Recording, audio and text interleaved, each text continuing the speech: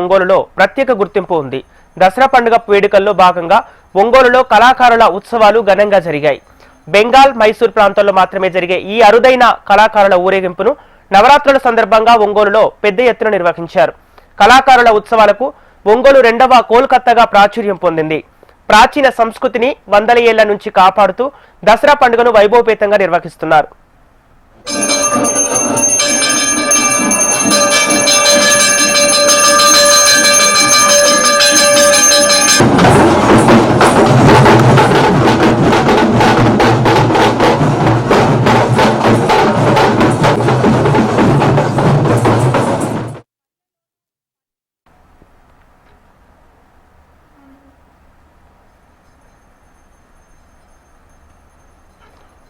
ఒంగోలులో జరిగే ఈ కళాకారుల ఊరేగింపు చూసేందుకు పలు ప్రాంతాల నుంచి భక్తులు భారీగా తరలివస్తారు. భీకరంగా నాలుక తెరుచుకున్న శక్తి స్వరూపిణుల ఉత్సవ మూర్తులను చూసే వారి ఆనందానికి ఎల్లలు ఉండవు. దసరా శరన్నవరాత్రులలో జరిగే కళాకారుల ఊరేగింపులు తెలుగునాట చాలా ప్రత్యేకం. అందుకే ఈ జాతరని ఒంగోలులో అత్యంత వైభవంగా నిర్వహిస్తారు.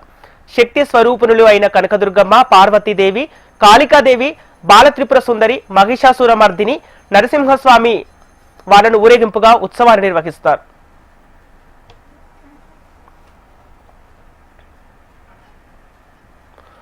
ఒంగోలులో మొత్తం 6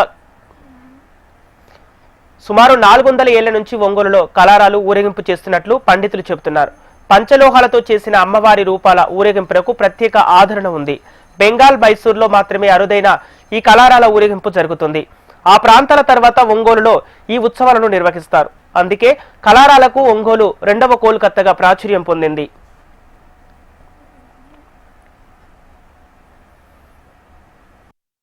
మేము ఇదే మొదటిసారి ఒంగోలుకి రావడం. ఇది మాకు తెలిసిన వాళ్ళు చెప్పారు. ఈ ఒంగోలు అనేది కలకత్తా తర్వాత రెండో కలకత్తాగా పిలుస్తారు అని.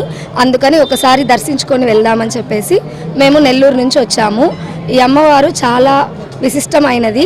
ఇక్కడికి రావడం నాకెంతో సంతోషంగా ఉన్నది. అందరికీ దసరా శుభాకాంక్షలు.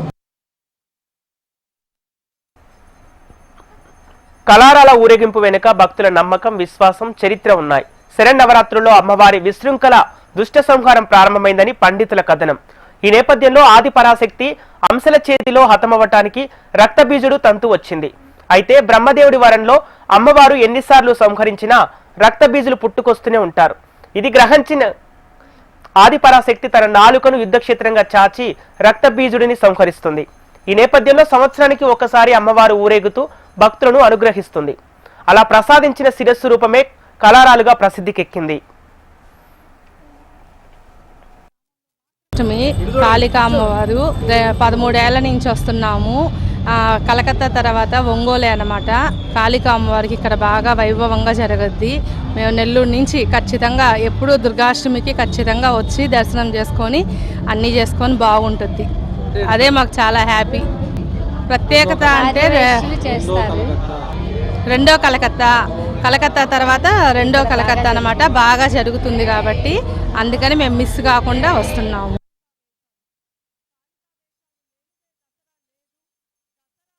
శరన్నవరాత్రి మహోత్సవాలలో భాగంగా ఒంగోలు పట్టణంలోని బాలాజీరావుపేటలో వేంచేసి ఉన్నటువంటి శ్రీ కనకదుర్గ అమ్మవారి యొక్క దేవాలయం నందు విశేషమైనటువంటి పూజా కార్యక్రమాలు జరుపబడుతూ ఉన్నాయి.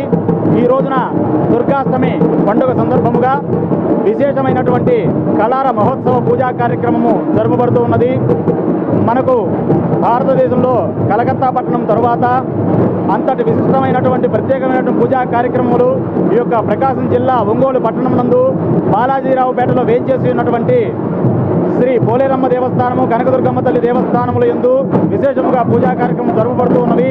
ఈ పూజా కార్యక్రమంలో వేలాది మంది భక్తులు ప్రతి సంవత్సరం కూడా పాల్గొని ఆ కనకదుర్గమ్మ వారి యొక్క కృపకు పాత్రులు అవుతూ ఉన్నారు.